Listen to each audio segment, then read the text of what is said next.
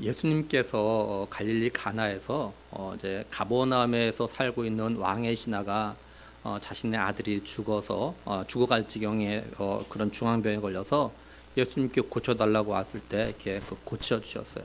그래서 이 일로 인해서 그 사람의 가족 모두 다가 예수를 믿게 하는 그런 표적을 갖다 행하셨죠. 이게 갈릴리에서 오신 후 행하신 두 번째 표적이었어요. 예수님은 그 후에 이제 유대인의 명절이 되어서 예루살렘에 올라가셔요. 예수님은 예루살렘에 있는 양의 문에 있는 곳으로 가십니다. 예, 양의 문 곁에 뭐가 있냐면요, 베데스다라는 그런 못이 있어요. 이 베데스다 못이 또 어디 있는 거냐면 예수님의 어머니 마리아의 어머니가 누구냐면 안나입니다. 그래서 거기 보면요, 성 안나 기념교회가 있어요. 그러니까 그 성 안나 기념교회 옆에 베데스다 못이 있습니다. 잠깐 사진 좀 볼까요? 예, 저기 항공 사진 보면 저희가 베데스다입니다. 못이 저기 있어요. 예, 또 예,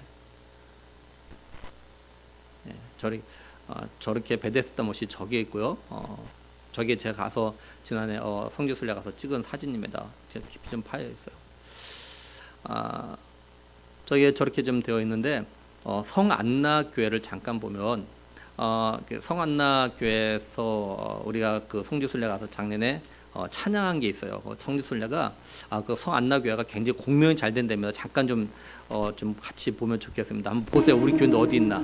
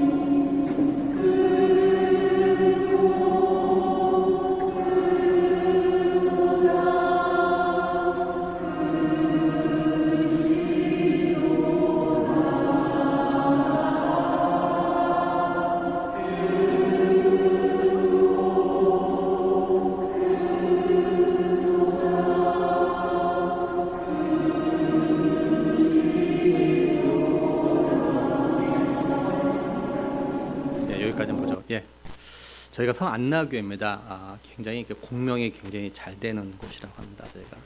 그래서 어쨌든 간에 베데스다 못이 어디냐면 성 안나 기념교회 옆에 있어요. 이 베데스다 연못에 이제 그 행각 5개가 있습니다. 행각이 뭐냐면 주랑 또는 회랑이라고도 해요. 이게 그 종교 건물이나 또는 건축 건물에 보면은 건물의 중요 부분에 이렇게 둘러싸고 있는 지붕 달린 그런 복도를 갖다 말합니다. 이게 그 5개가 베데스다 연못 주위에 있어요. 근데 이곳에 어떤 사람이 있냐면요, 3절에 보면은 그 안에 많은 병자, 맹인, 다리 저는 사람, 혈기 마른 사람들이 누워 이렇게 말씀을 해요. 그러니까 한마디로 이렇게 몸이 아픈 사람들, 특히 몸이 아픈데 의사들에게 치료를 받지 못했거나 또는 의사들이 치료할 수 없는 사람들이 주로 이 행각에 모여 있는 거예요. 이런 사람들이 행각에 누워있는 이유가 뭐라고 하냐면 3절을 계속해서 4절로 보면 물의 움직임을 기다리니 이는 천사가 가끔 못에 내려와 물을 움직이게 하는데 움직인 후에 먼저 들어가는 자는 어떤 병에 걸렸든지 낫게 되미르라, 이렇게 말씀을 해요. 근데 말씀을 잘 보면 이렇게 괄호 표시가 되어 있죠. 괄호 표시가 이렇게 묶여 있어요. 이건 성경 원문에는 이렇게 되어 있지 않고 성경 원문을 갖다가 옮겨 쓰는 필사자가 기록한 걸로 보고 있어요. 쉽게 말해서 사도 요한이 이걸 기록한 게 아닐 가능성이 많다는 거죠. 그래서 초기 사본에는요 이게 없고 후기에 발견된 사본에만 이게 나옵니다. 그래서 이 괄호 앞에 2라고 되어 있고 성경 밑에 보면은 어떤 사본에는 이 괄호 내 구절이 없고 이렇게 설명해 놓은 거예요.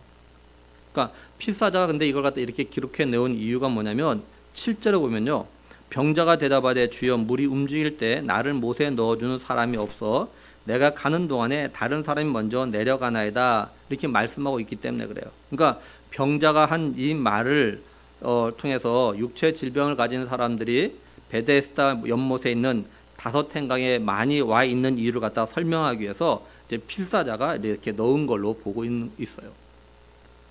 이 베데스다 행각에 이처럼 많은 병자들이 누워서 물에 움직일 때만을 갖다가 기다리고 있는 겁니다. 이곳에 모인 사람들을 생각해보면은 어떤 사람은 자신의 병을 낫기 위해서 의사들 갖다가 찾아다녔지만 의사들에게 고치지 못한 그런 병을 가지고 있는 사람들이 있을 겁니다. 근데 누군가가 저 베데스다 못에서 물이 움직일 때 먼저 들어가면 낫는다라는 이 말을 듣고 자신의 병을 낫고자 하는 그런 마음을 가지고 이 베데스다 못에 모여오는 거죠. 또 어떤 사람은 돈이 없어서 의사를 찾아갈 돈이 없어서 이제 이 베데스다 못에 와서 낫기를 원하는 그런 사람들이 있을 겁니다. 근데 어떤 이유에서 왔던지 간에 여기 모인 사람들은요, 다른 방법으로는 낫지 못해서 여기 와 있는 거예요. 만약에 자신의 질병을 갖다가 다른 방법으로 나을 수 있었다면 굳이 여기에 올 이유가 없는 거죠. 와서 물이 언제 동일지도 모르는데, 그리고 내가 먼저 들어갈 수 있을지 없을지 그것도 모르는데 뭐하러 와가지고 거기서 계속 기다리고 있겠습니까? 그렇죠? 그리고 여기 행각에 먼저 와 누워있거나 앉아있는다고 또 의미가 있는 건 아니에요. 오늘날 우리나라에서 뭐 은행이나 맛집에 가면 대기표를 줘가지고 먼저 온 순서대로 들어가면 좋은데, 그렇게 연못에 들어가면 좋은데 그것이 아니에요. 그렇죠? 그냥 연못에 물이 움직일 때 누구나 먼저 들어가는 사람이 낫는 겁니다. 순서가 없어요. 그러니까 먼저 들어가려고 얼마나 경쟁이 치열하겠습니까? 그렇죠? 죽기 살기로 먼저 들어가려고 하겠죠. 서로 누워가지고 기다리면서 당신 어디가 아파서 왔어요? 언제부터 그렇게 아팠습니까? 정말 안 됐네요. 뭐 이러면서 서로 불쌍하도 하고 위로해 주기도 하고 힘을 내자고 격려도 하고 막 이렇게 했겠죠. 근데 막상 물이 움직일 때 언제 저 사람 불쌍하다고 했냐고 그 의미가 없어. 내가 먼저 들어가려고 아마 아우성 났을 겁니다. 그렇죠? 그러니까 어떤 사람은, 어떤 병자는 병 나으러 왔다가 오히려 더 병을 얻고 가는 그런 사람도 있을 수 있겠죠. 그리고 이 행각에는 병자들만 있는 건 아닌 것 같아요. 그 병자와 관계되는 사람들도 있어요. 왜냐하면 베데스다 못이 움직일 때 넣어줘야만 하는 그런 병자들이 있기 때문이죠. 그러니까 베데스다 연못, 이 못에 있는 행각에는 병자를 비롯해서 병자와 관계된 사람들이 몰려 있는 겁니다. 그리고 이게 어느 한 날만 그런 것이 아니라 매일 그랬어요. 왜냐하면 이 베데스다 못이 언제 움직일지 모르니까요. 그렇죠? 근데 이 행각에 어떤 사람도 있었냐면 5절에 보면 거기에 38해 된 병자가 있더라 이렇게 말씀을 해요. 어떤 병인지 모르지만 38년 동안 병을 가지고 고통 가운데 살아가고 있는 사람이라는 거죠. 그리고 추측해 볼 수 있는 건 38년 동안 병을 고치려고 해도 고칠 수 없는 병이라는 것. 또 7절에 보면 병자가 대답하되 주여 물이 움직일 때 나를 못에 넣어준 사람이 없어 이렇게 말씀하고 있는 거 보면 이 사람은 자기 몸을 갖다가 자기 마음대로 움직일 수 없는 사람이라는 걸 알 수가 있어요. 그러니까 이 38년 된 병자는 홀로 사는 사람이거나 또는 친한 사람이 없는 겁니다. 몸이 아프고 주위에 도와주는 사람도 없는 그런 불쌍한 사람인 거죠. 그리고 매번 베데스다 못에 와도 또 못이 동하는 걸 먼저 봐도 먼저 들어갈 수 없는 그런 사람이에요. 그러니 사실 이 병자는요, 베데스다 못에 와도 소용이 없는 사람이에요. 한마디로 소망도 없는 상태에서 베데스다 못에 오는 겁니다. 그러면서도 매일 베데스다 못에 와서 누워 있는 거예요. 어쩌면 혹시나 하는 마음을 가지고 매일 오는지도 모르겠어요. 예수님은 베데스다에 있는 많은 병자들 가운데서 바로 이 38년 된 병자에게 눈길을 주셨고 이 사람을 갖다 보십니다. 이 사람이 이전에 예수님 갖다 만난 적이 없어요. 다시 말해서 예수님 같은 관계에 있는 것이 아닙니다. 또 누군가에게 소개받은 것도 아니에요. 또 이 사람이 아주 선한 사람이 아닙니다. 이 사람은 죄를 지은 사람이에요. 14절 중반절 보면요, 네가 나았으니 더 심한 것이 생기지 않게 다시는 죄를 범하지 말라 하시니 이렇게 말씀을 해요. 근데 예수님은 베데스다에 모여있는 많은 병자 가운데서 이 사람에게 소위 눈이 이렇게 탁 꽂히신 거예요. 근데 이게 은혜인 거죠, 이게. 그죠? 예수님이 이 사람을 갖다 봐주신 게 이 사람에게 은혜예요. 근데 이걸 오늘 우리에게도 적용해 보면요, 이런 은혜가 오늘 우리에게도 주어졌다는 사실이죠. 우리도 수많은 죄인 가운데 산 사람이었습니다. 그리고 우리가 영적으로 병든 사람이 되었어요. 최근에 뉴스를 보니까 세계 인구가 지금 몇이냐면요. 77억 9,500만이랍니다. 우리나라는 5천만이고요. 이렇게 많은 사람들 가운데서 하나님의 눈이 우리에게 꽂힌 거예요. 그렇죠? 77억. 상상이 안 되는데. 그렇죠? 그래서 우리가 다 택하시고 우리하금 예수를 믿고 영생을 얻을 수 있는 그런 은혜를 갖다 베푸신 거죠. 그래서 우리들이 죄와 사망에서 구원을 받은 거고요. 그러니까 우리는 어떤 면에서는요, 이 38년 된 병자보다 더 큰 은혜를 누리며, 은혜를 받으면서 누리며 살아가고 있는 겁니다. 예수님은 이 병자를 보시고 이 병자의 병에 대해서 아셨습니다. 그리고 불쌍히 여기셨어요. 6절에 보면 예수께서 그 누운 것을 보시고 병이 벌써 오랜 줄 아시고 이르시되 네가 낫고자 하느냐 이렇게 말씀을 해요. 이 보다라는 이 헬라어 단어는요, 과거형에만 쓰이는 단어입니다. 그리고 이 단어가 어떤 때 쓰는 거냐면 그냥 모르는 상태에서 보는 것이 아니라 알고 있는 상태에서 보는 것 같다 이야기예요. 쉽게 예를 들어 말하면 우리가 사람들 쳐다보잖아요. 근데 모든 사람과 다 아는 사람은 우리가 쳐다보는 거 아니잖아요. 모르는 상태에서 그냥 쳐다보는 경우도 있잖아요. 근데 또 내가 아는 사람을 쳐다보는 경우가 있죠. 그러니까 이 보다라는 이 단어는 내가 이미 알고 있는 사람을 갖다가 쳐다보는 건데 알고. 그러니까 예수님께서 이 38년 된 병자가 어떤 사람인지 알고 이게 보셨다라는 거예요. 또 여기 알다라는 단어가 가지고 있는 의미는 뭐냐면 여기 어떤 뜻이 또 포함되냐면 분석하다라는 그런 의미가 이 안에 포함되어져 있어요. 그러니까 예수님은요, 이 병자의 병이 벌써 오랜 줄 갖다 알고 계신 겁니다. 이 병자의 병의 원인이 뭔지 이미 분석이 다 끝난 상태예요. 다 알고 보시는 거예요. 요한복음 1장 48절에 보면요, 나다나엘이 이르되 어떻게 나를 아시나이까? 예수께서 대답하여 이르시되 빌립이 너를 부르기 전에 내가 무화과나무 아래 있을 때 보았노라 이렇게 말씀드려요. 여기 보았다는 단어도 똑같은 단어입니다. 이게 지금 헬라어로 보면은 예수님께서 나다나엘이 어떤 사람인지를 갖다 알고 계셨어요. 요한복음 1장 47절에 보면 예수께서 나다나엘이 자기에게 오는 것을 보시고 그를 가리켜 이르시되 보라 이는 참으로 이스라엘 사람이라 그 속에 간사한 것이 없다 이렇게 말씀을 해요. 그렇죠? 이걸 통해서 알 수 있는 거예요. 마찬가지로 예수님은요, 누가 말해주지 않아도 이 병자가 또 자기에 대해서 말하지 않아도 이 병자가 어떤 병에 걸렸는지 왜 그러는지 이미 다 알고 계시다라는 거예요. 이걸 오늘 우리에게 어떻게 또 뭘 적용해 볼 수 있을까요? 예수님은요, 오늘 우리가 지금 무엇 때문에 우리의 마음의 심령이 낙심되어져서 누워져 있는지 그걸 갖다 아셔요. 우리의 마음이 어떤 낙심되어가지고 우리가 믿음의 삶을 사는데 열심히 내지 못하고 주저앉아 있는지 알고 계시는 거죠. 우리가 무엇 때문에 또한 코가 석자나 빠져 있는지 또 알고 계셔요. 이 38년 된 병자가 이런 병으로 얼마나 오랫동안 누워있는지 갖다 알고 계신 것처럼 우리들이 어떤 문제 때문에 어떤 아픔 때문에 얼마나 오랫동안 마음고생을 갖다 하고 있는지도 아십니다. 다시 말해서 우리들이 지금 누구에게 쉽게 말하지 못하고 가슴에 담고 있는 그 문제나 아픔이 몇 년 된 것인지 알고 계셔요. 우리들이 그동안 그 문제 때문에 얼마나 많은 가슴앓이를 갖다 했는지도 예수님은 알고 계십니다. 몇 년 묵은 고통인지 알고 계셔요. 뿐만 아니라 그런 문제가 왜 생긴 건지도 예수님은 알고 계십니다. 우리가 부르는 복음송 가운데 내 이름 아시죠? 라는 그런 복음송이 있어요. 가사가 보면 이렇게 되어져 있습니다. 나를 지으신 주님 내 안에 계셔. 처음부터 내 삶은 그의 손에 있었죠. 내 이름 아시죠? 내 모든 생각도 아시죠? 내 흐른 눈물 그가 닦아주셨죠. 우리 주님이 우리의 이름과 생각만 아신 것이 아닙니다. 우리의 고민과 염려도 다 알고 계셔요. 그리고 우리의 마음으로 흐르는 그 눈물도 아셔요. 그래서 우리 마음에 흐르는 눈물을 갖다가 주님이 닦아주시죠. 예수님은 우리들이 개인적으로 가정적으로 겪고 있는 일들 또 그게 너무 오래되어서 그 문제가 해결되거나 그 아픔이 사라질 거라는 희망조차 잃어버린 채로 살아가고 있다는 것도 알고 계십니다. 근데 예수님은 그냥 알고만 계신 분이 아니셔요. 예수님은 아무도 도와주지 않고 아무도 불쌍히 여기지 않고 또 혹시나 하는 불확실한 소망 가지고 베데스다 모세와 누워있는 이 병자를 갖다 불쌍히 여기셨어요.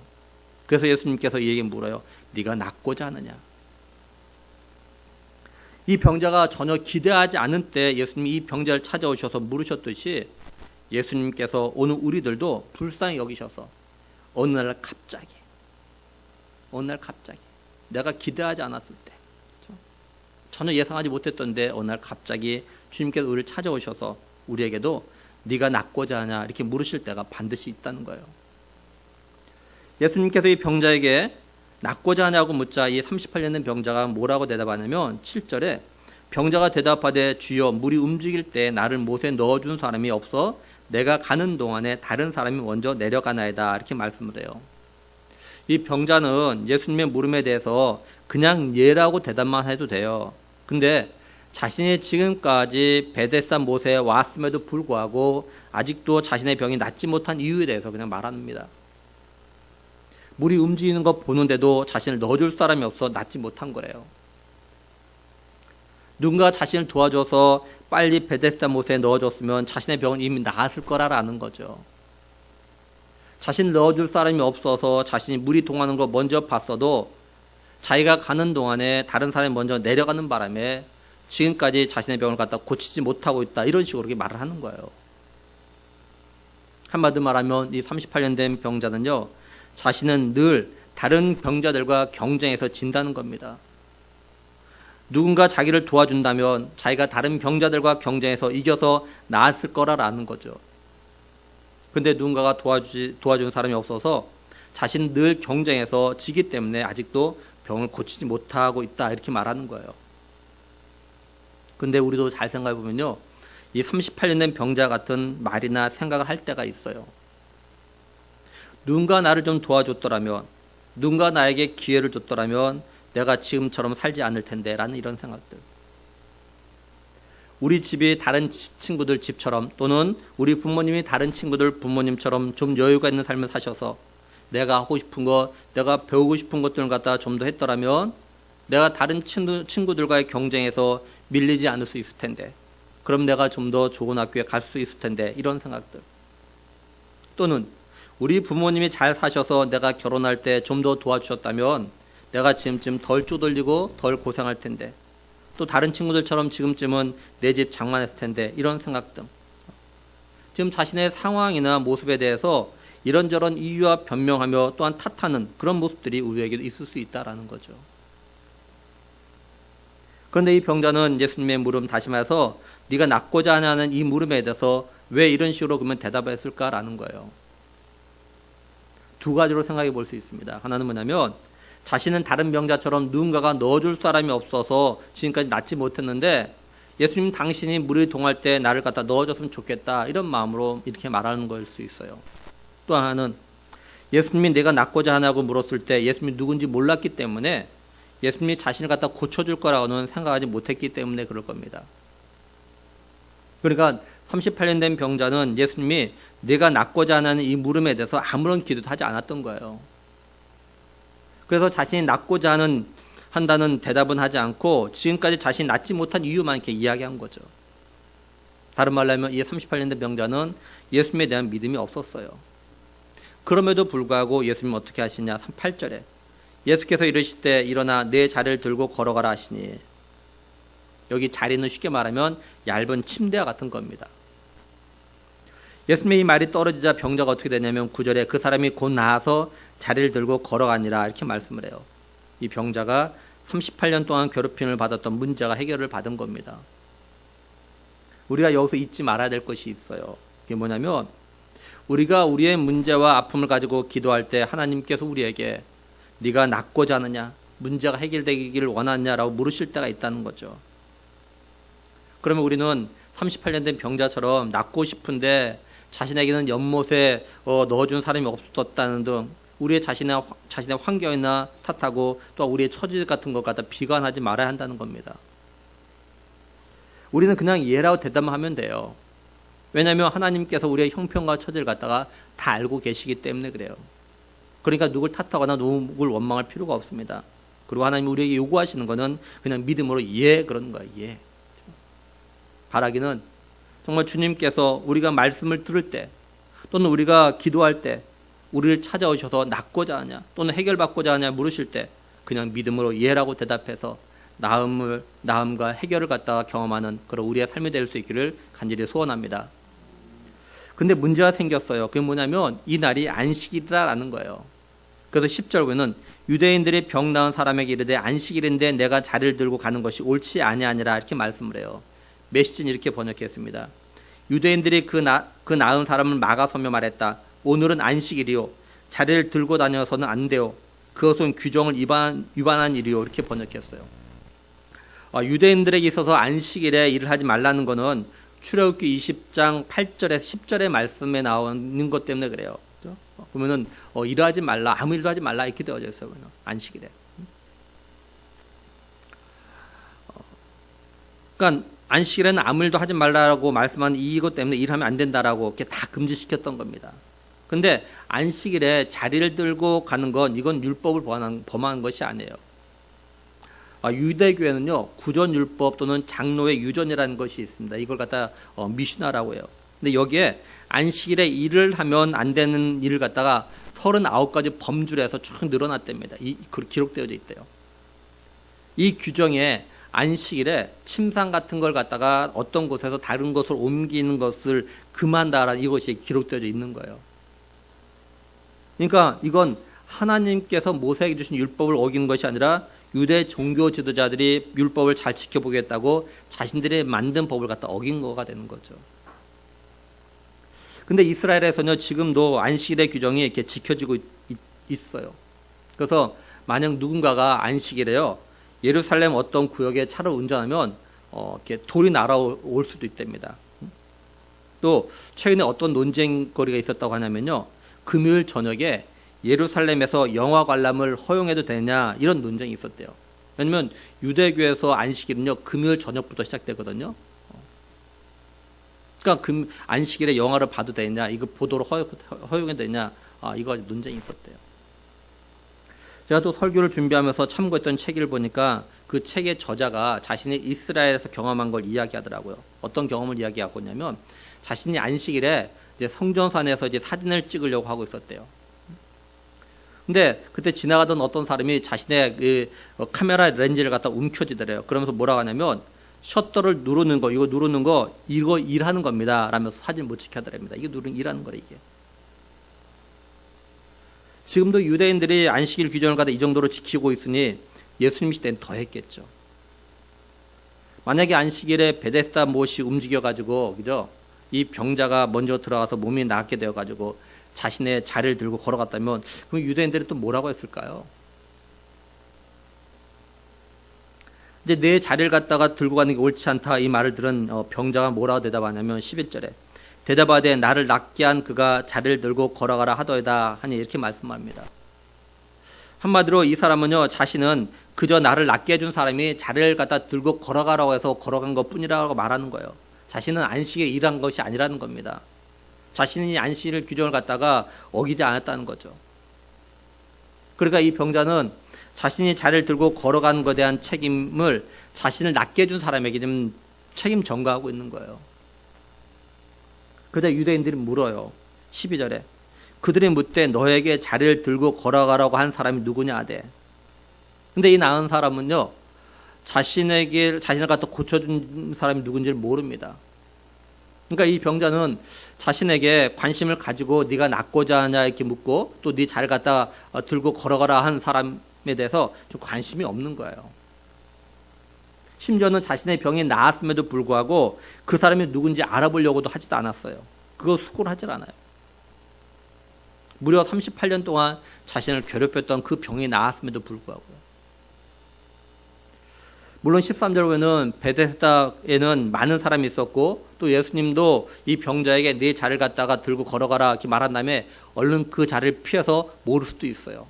근데 문맥을 잘 보면 이 병자는요 자신을 낫게 해준 사람이 누군지 알고자 하는 어떤 그런 노력을 하지 않은 것으로 이렇게 나타나고 있죠. 어쨌든 이렇게 해서 문제가 일단락 되는 것처럼 보였습니다. 근데 이런 일이 있은 다음에 어떤 일이냐면 예수님께서 성전에서 이 사람을 갖다 만나십니다. 14절 보면 그 후에 예수께서 성전에서 그 사람을 만나. 근데 이 만나다라는 말이 어떻게 되냐면 현재 능동태로 되어져 있어요. 그러니까 무슨 말이냐면 이게 예수님께서요 자신이 베데스다에서 고쳐준 이 사람을 갖다가 일부러 만나셨다 이 말입니다. 이게 예수님께서 일부러 이 나은 사람을 갖다 만나셨다면 그 이유가 있겠죠. 그렇죠? 그 이유가 뭐냐면 14절 계속해서 보면 이르시되 보라 내가 나았으니 더 심한 것이 생기지 않게 다시는 죄를 범하지 말라 하시니 이렇게 말씀을 해요. 현대내 성경은 이제는 병이 깨끗이 나았으니 더 무서운 병에 걸리지 않도록 다시는 죄를 짓지 말아라. 또 새번역은 보아라 내가 말끔히 나았다. 다시는 죄를 짓지 말아라. 그리하여 더 나쁜 일이 너에게 생기지 않도록 하여라. 이렇게 번역했어요. 한마디로 예수님은요, 이 나은 사람에게 다시는 죄를 짓지 말라라는 이 말 갖다 하고 싶으셨던 겁니다. 그래서 일부러 만나셨어요. 예수님은 왜 다시는 죄를 짓지 말라고 하셨냐면 지난 38년 동안 너를 갖다 괴롭혔던 그 원인이 뭐냐면 바로 죄 때문에 온 거라 이걸 알려주시기 위함인 거예요. 죄와 연관된 거다. 이 사람이 어떤 죄를 지었길래 38년 동안 괴롭히는 병을 갖다 알았는지 모르겠지만 어쨌든 이 사람의 병은요 죄와 연관이 있어요. 근데 이 사람은 자신이 38년 동안 괴로움을 당했던 이 병이 자신이 지은 죄와 연관이 있다는 것도 모르고 있었던 거죠. 예수님이 이 사람에게 이제 깨끗이 나았으니까 앞으로 더 이상 죄를 짓지 말라고 하십니다. 그러면서 만약에 또다시 죄를 지으면 지금까지 알았던 38년 동안 너를 괴롭혔던 이것보다 더 심한, 더 괴로운 병에 걸릴 거다. 이렇게 경고를 하십니다. 다시 말하면 네가 병이 나았다는 기쁨으로 인해서 마음대로 살지 말고 이제는 앞으로 좀 더 조심하며 좀 더 경건한 삶을 살라. 이런 말씀이겠죠. 예수님이 이런 말씀을 갖다 또 누구에게 하시냐면요. 간음하다가 현장에서 잡혀온 여인에게도 이렇게 말씀하시죠. 요한복음 8장 11절 보면 대답하되 주여 없나이다. 예수께서 이르시되 나도 너를 정죄하지 않으니 가서 다시는 죄를 범하지 말라 하시니라. 그러니까 예수님은 병이 나았다고 건강해졌다고 용서를 받았다고 자기가 하고 싶은 대로 또는 하고 싶은 거라고 다 하려고 하지 말라는 겁니다. 그게 죄된 건지 아닌지를 갖다가 생각하고 다시는 죄된 삶을 갖다가 살지 말라라는 거예요. 우리가 여기서 두 가지를 갖다가 생각해 볼 게 있습니다. 하나는 뭐냐면 우리의 몸에 아픔이나 고통이 오는 게 모두 죄 때문에 오는 건 아니라라는 거예요. 물론 어떤 병이나 아픔과 고통은요 죄로 인해서 오는 것도 있어요. 오늘 말씀에 38년 동안 병을 안고 살아온 사람처럼 그 병의 원인이 고통의 원인이 죄로 인해서 오는 것이 있습니다. 그러나 모든 병이 다 죄로 오는 건 아니라는 거죠. 요한복음 9장에 가면 예수님과 제자들이 길을 가다가 나면서부터 맹인된 사람을 갖다 봅니다. 이때 제자들이 물어요. 요한복음 9장 2절 보면 제자들이 물어 이르되 랍비여 이 사람이 맹인으로 난 것이 누구의 죄로 인함이니까 자기니까 그의 부모니까. 그저 예수님께서 이렇게 대답하시죠. 그 3절에 예수께서 대답하실 때 이 사람이나 그 부모의 죄로 인한 것이 아니라 그에게서 하나님이 하신 일을 나타내고자 하심이라 이렇게 말씀을 해요. 예수님의 대답을 갖다 잘 보면 날 때부터 맹인으로 난 건 죄 때문에 아니라는 겁니다. 이거는 하나님께서 이 사람을 통해서 뭔가를 갖다 일하시기 위해서 뭔가를 나타내주시기 위해서 이 사람의 경우는 태어날 때부터 맹인으로 태어나게 하셨다라고 이렇게 말씀하시죠. 근데 어떤 경우는 죄로 인해서 질병이 올 수도 있다는 걸 또한 말씀하고 있어요. 한 예로 고린도전서 11장 29절 30절을 보면요. 주의 몸을 분별하지 못하고 먹고 마신 자는 자기의 죄를 먹고 마시는 것이니라. 그러므로 너희 중에 약한 자와 병든 자가 많고 잠재한 자도 적지 아니하니 이렇게 말씀을 해요. 이건 성찬식에 참여할 때 자기가 지은 죄를 갖다 회개하지 않냐고 성찬식에 참여함으로 인해서 죄를 범한 결과에 대해서 말씀하는 거죠. 그래서 우리가 사실 성찬식 참여할 때요. 일주일 동안 광고를 하잖아요. 일주일 전에. 그러니까 자신을 돌아보면서 회개할 거 회개하고 그 성찬식에 참여해야 돼요. 이게. 이런 일로 인해서 몸이 약해지거나 병이 들거나 죽은 사람이 있다는 거죠. 한마디로 죄로 인해서 오는 경우가 있어요. 또 누가복음 13장에 보면요. 어떤 사람들이 예수님에게 와서 뭐라고 하냐면 빌라도가 어떤 갈릴리 사람들의 피를 갖다가 자신들의 죄물에 섞었다고 이야기해요. 그래서 예수님께서 뭐라고 말씀하시냐면 누가복음 13장 2절에 보면 대답하여 이르시되 너희는 이 갈릴리 사람들이 이같이 해받음으로 다른 모든 갈릴리 사람보다 죄가 더 있는 줄 아느냐. 또 4절에 또 실로암에서 망대가 무너져 치어 죽은 18사람이 예루살렘에 거한 다른 모든 사람보다 죄가 더 있는 줄 아느냐. 그러시면서 뭐라 하시냐면 3절과 5절에 너희에게 이르노니 아니라 너희도 만일 회개하지 아니하면 다 이와 같이 망하리라 이렇게 말씀을 해요. 그러니까 어떤 고난이나 아픔과 고통은 죄로 인해서 오는 것이 있어요. 그렇다고 해서 모든 고난이 고통이 다 죄로 인해서 오는 건 아닙니다. 그리고 죄를 지었다고 해서 모두가 또 아프거나 문제가 생기거나 고통을 겪는 건 또한 아니라는 거죠. 따라서 우리가 우리 자신들은 물론이고 다른 사람들이 병들거나 고난이나 어려움을 겪을 때 그게 모두 죄로 인해서 온 거라고 이렇게 생각하면 안 된다는 거예요. 하지만 한편으로는요, 이런 일이 자신과 가정에 생기면 자신을 돌아보면서 혹시 내가 하나님 앞에서 지은 죄로 인해서 병들거나 고난이나 어려움이 온 거 아닌지 이건 또 살펴봐야 한다는 겁니다. 또 하나는 우리가 죄를 용서받고 문제가 해결되고 건강을 회복하는 은혜를 입었다면 이젠 더 이상 죄를 짓지 말아야 한다는 거죠. 그리고 좀 더 하나님 원하시고 기뻐하시는 삶을 살려고 노력을 해야 한다는 겁니다. 다시 말해서 문제가 해결되고 건강이 회복되었다고 해서 자기가 하고 싶은 대로 하면 안 된다는 거예요. 이걸 좀 더 생각해 보면 우리가 하나님의 은혜로 죄를 용서받고 믿음으로 구원을 받았다는 것을 믿는다면 더 이상 죄를 짓지 않으려고 노력을 하고 더욱 경건한 삶을 살려고 해야 한다는 겁니다. 이제 나음을 입은 사람이 성전에서 예수를 만나고 나서 어떻게 하냐면 15절에 그 사람이 유대인에게 가서 자기를 고친 이는 예수라 하니라 이렇게 말씀을 해요. 이 사람이 왜 유대인에게 가가지고 자신을 고친 사람이 예수라고 알려졌는지는 정확히는 알지 못하지만 우리가 추측은 할 수 있어요. 유대인들이 자신을 향해서 왜 안식일에 자리를 들고 걸어가서 안식일 법을 어겼냐라고 말했기 때문에 그래요. 자신은 안식일 법을 갖다가 어길 생각이 없었는데 예수라는 사람이 자신을 갖다 낫게 해놓고 걸어가라고 해서 걸어감으로 인해서 자신은 죄가 없음을 갖다 말하기 위해서 그러는 겁니다. 이 사람이 자신을 갖다가 38년 동안 괴롭힌 질병을 갖다 고쳐준 예수님께 사실은 감사하다고 이야기해야 돼요. 근데 감사의 말은 없고 자신이 예수님의 말씀을 듣고 걸어감으로 인해서 생긴 거라며 자신에게 무슨 불이익이 생길까 해서 먼저 걱정을 한 겁니다. 한마디로 유대인이 안식일 준수법을 갖다 어겼다고 하는 말에 대한 책임에서 지금 벗어나려고 예수님에 대해서 이야기를 한 거예요. 그러니까 이 나음을 받은 사람은요, 예수님께서 많은 사람들이 병으로 고통당하는데 그 중에서 자신을 택하셔가지고 38년 동안 고통을 줬던 병으로부터 자유하게 하셨는데 자신이 곤란한 상황에 처하게 되니까 예수님을 향해서 이제 등을 돌리는 거예요. 이게. 여기서 우리 자신들 갖다 돌아보길 원하는 거는 오늘 우리들도 혹시 내 형편과 처지에 따라서 또 내 이익을 위해서 예수님을 향해서 등을 돌리는 일은 없느냐라는 겁니다. 우리 자신들의 삶에 문제와 어려움이 있을 때는 하나님께 도와달라고 해결해달라고 치료해달라고 기도하다가 믿음 생활하는데 믿음 생활하는 것 때문에 자신의 삶에 어려움이 오거나 힘든 일이 생기면 또 이런 일이 생길까 봐서 믿음의 삶을 갖다가 뒤로 하는 그런 모습들은 없냐라는 거예요.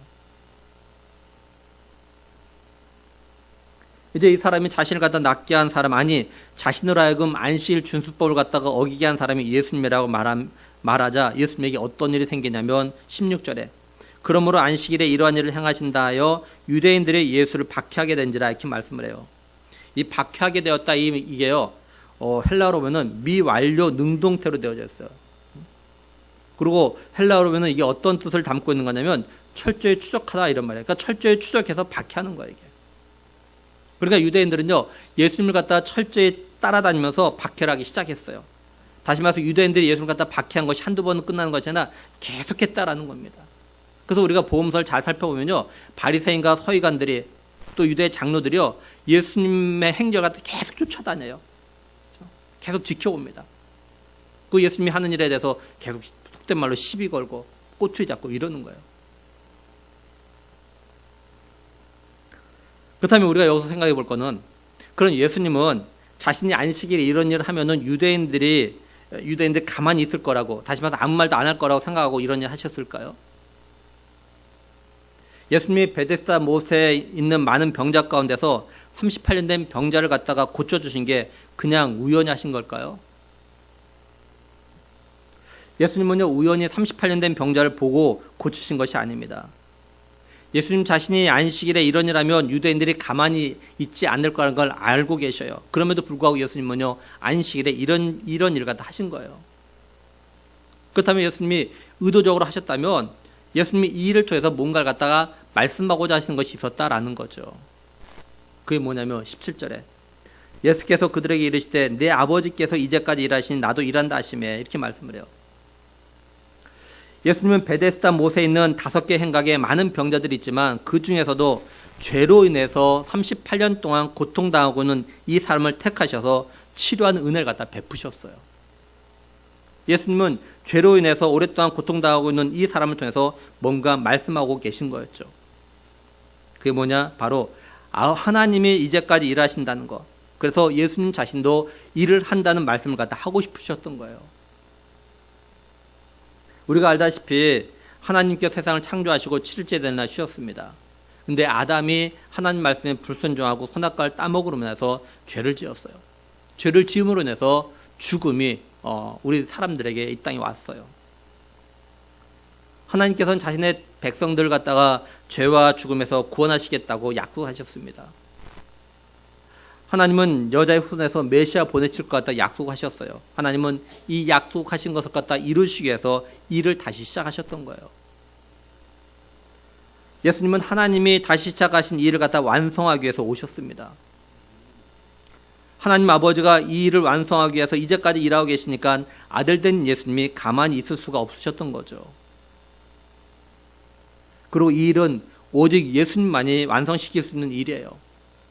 오직 예수님 자신만이 죄와 사망에서 고통당한 이들 갖다가 구원해낼 수 있는 일이기 때문이죠.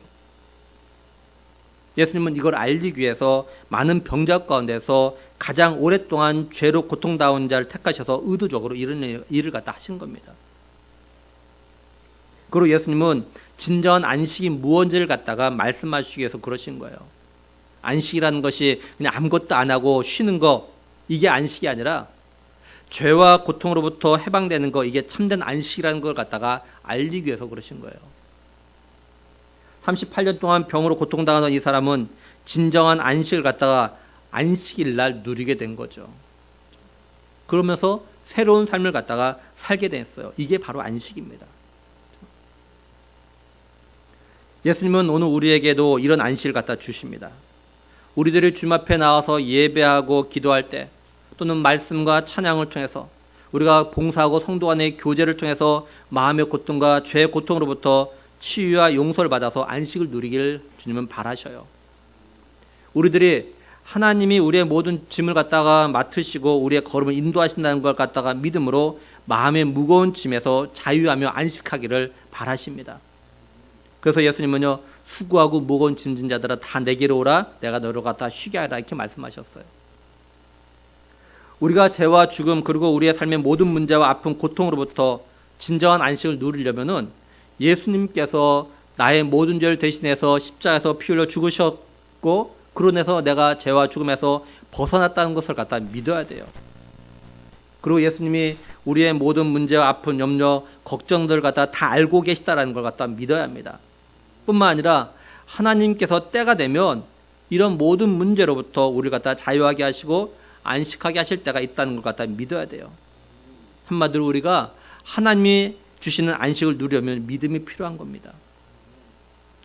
우리가 지금도 우리를 위해서 일하고 계신 하나님을 믿으면, 또한 예수님께서 하나님 우편에서 우리를 위해서 지금도 기도하고 계신 걸 믿으면 우리의 마음에 정말 안식이 찾아와요.